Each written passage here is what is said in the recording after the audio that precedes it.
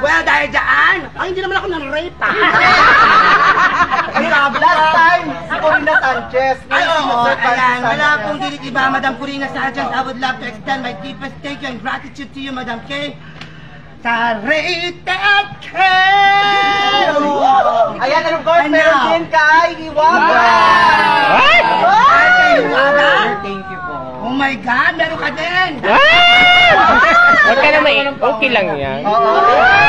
Sir Sanchez, hawa ka ng flower.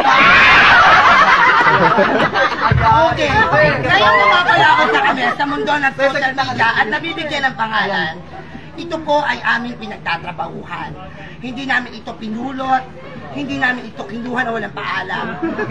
Kaya na sa CCTV po, tawa ng tawa. Ay pinaghirapan na po ito. Kaya naman po dumarating siguro ang maraming biyaya sa amin because we are capable and we are...